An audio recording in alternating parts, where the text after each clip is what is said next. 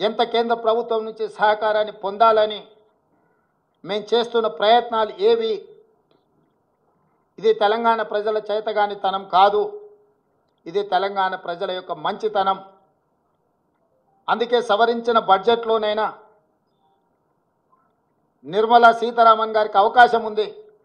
బడ్జెట్ను సవరించి బయ్యారం ఉక్కు కర్మాగారం, Kazipet railway coach factory, Palamuru Rangareddy ఎత్తిపోతల సాగునీటి ప్రాజెక్టుకు అవసరమైన నిధులు, మూసీ రివర్ డెవలప్మెంట్ కోసం గోదావరి జలాలను తీసుకొచ్చి ఉస్మాన్ సాగర్, హిమాయత్ సాగర్కి అనుసంధానం చేయడానికి అవసరమైన నిధులను, మూసీ రివర్ ప్రాంతాన్ని, పరివాహక ప్రాంతాన్ని, కలుషితమైన ఈ నగరాన్ని ఈ కాలుష్యం నుంచి కాపాడడానికి అవసరమైన నిధులను, మెట్రోను విస్తరించడానికి అవసరమైన నిధులను,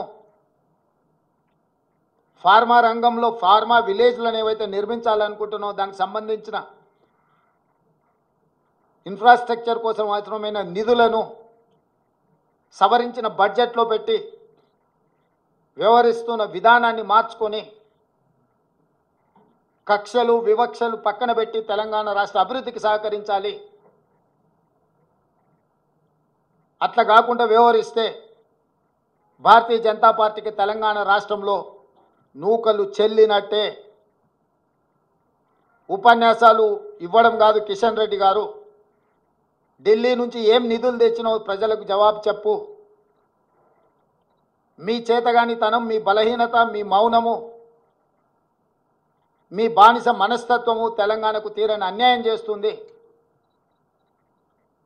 మోడీ గారు ప్రధానమంత్రి పదవి కోసము 48,21,000 కోట్ల రూపాయలను బీహార్కు, ఆంధ్రప్రదేశ్కు తాకట్టు పెట్టినట్టు కేంద్ర మంత్రి పదవి కోసం కిషన్ రెడ్డి తెలంగాణ హక్కులను మోడీ గారి దగ్గర తాకట్టు పెట్టి తెలంగాణకు అన్యాయం చేస్తున్నాడు.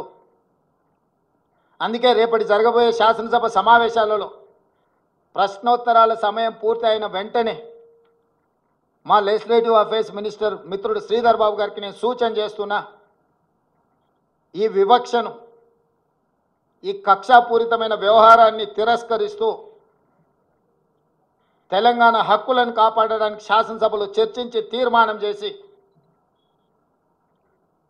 అధికారికంగా ప్రధానమంత్రి గారికి తెలియజేయడానికి అవసరమైన అన్ని రకాల చర్యలను రేపు శాసనసభలో మీరు బాధ్యత తీసుకొని క్వశ్చన్ అవర్ తర్వాత దీని మీద చర్చకు ఉపక్రమించండి అని చెప్పి మా సహచర మంత్రుడికి నేను సూచన